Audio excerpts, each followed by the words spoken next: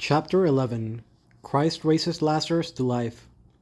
The rulers resolved to put him to death.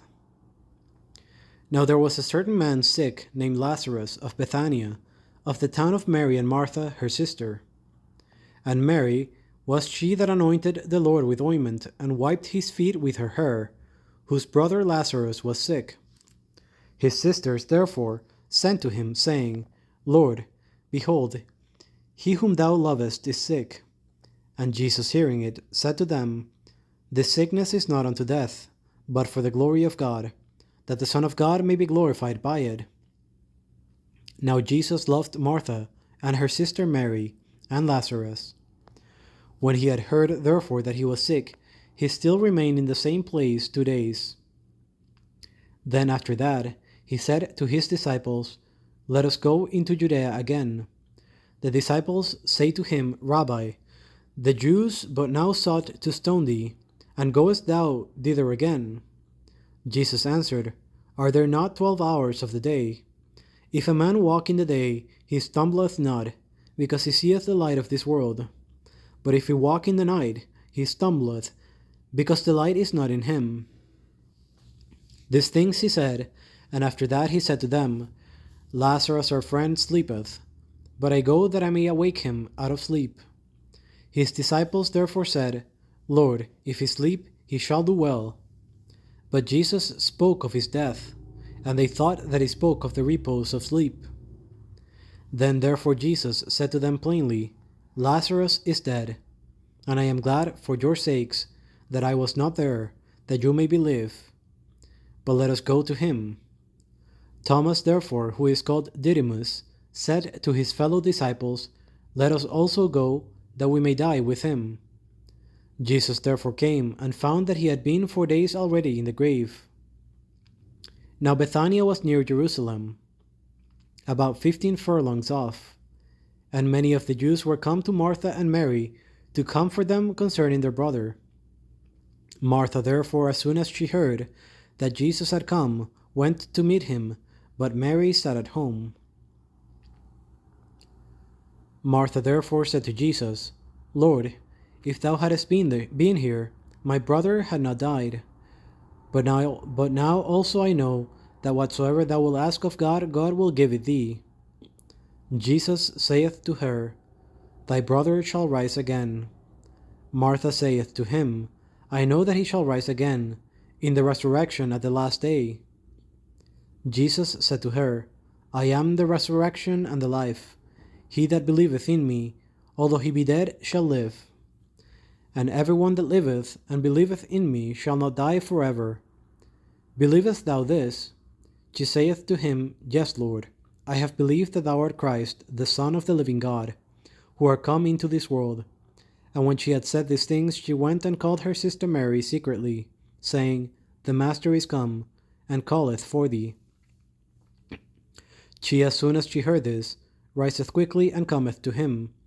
For Jesus was not yet come into the town, but he was still in that place where Martha had met him. The Jews therefore who were with her in the house, and comforted her, when they saw Mary that she rose up speedily and went out, followed her, saying, She goeth to the grave to weep there. When Mary therefore was come where Jesus was, seeing him, she fell down at his feet, and saith to him, Lord, if thou hadst been here, my brother had not died. Jesus therefore, when he saw her weeping, and the Jews that were come with her weeping, groaned in the spirit, and troubled himself, and said, Where have you laid him? They say to him, Lord, come and see. And Jesus wept. The Jews therefore said, Behold how he loved him. But some of them said, Could not he that opened the eyes of the man born blind have caused that this man should not die? Jesus therefore, again groaning in himself, cometh to the sepulchre. Now it was a cave, and a stone was laid over it.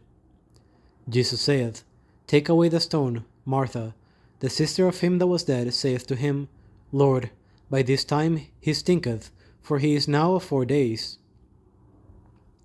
Jesus saith to her, Did not I say to thee, that if thou believe, thou shalt see the glory of God.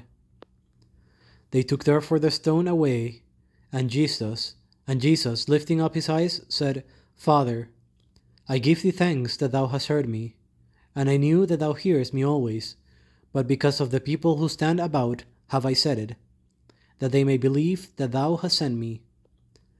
When he had said these things, he cried with a loud voice, Lazarus, come forth. And presently he that had been dead came forth, bound feet and hands with winding bands, and his face was bound about with a napkin. Jesus said to them, Loose him and let him go. Many therefore of the Jews who were come to Mary and Martha, and had seen the things that Jesus did, believed in him. But some of them went to the Pharisees and told them the things that Jesus had done. The chief priests therefore and the Pharisees gathered a council and said, What do we, for this man doth many miracles? If we let him alone so, all will believe in him, and the Romans will come and take away our place and nation. But one of them, named Caiaphas, being the high priest that year, said to them, You know nothing, neither do you consider that it is expedient for you that one man should die for the people, and that the whole nation perish not. And this he spoke not of himself, but being the high priest of that year, he prophesied that Jesus should die for the nation. And not only for the nation, but to gather together in one the children of God that were dispersed. From that day therefore they devised to put him to death. Wherefore Jesus walked no more openly among the Jews, but he went into a country near the desert, unto a city that is called Ephraim, and there he abode with his disciples. And the Pasch of the Jews was at hand, and many from the country went up to Jerusalem before the Pasch to purify themselves. They sought therefore for Jesus, and they discoursed one with another, standing in the temple. What think you, that he is not come to the festival day? And the chief priests and Pharisees had given a commandment, that if any man knew where he was, he should tell, that they might apprehend him.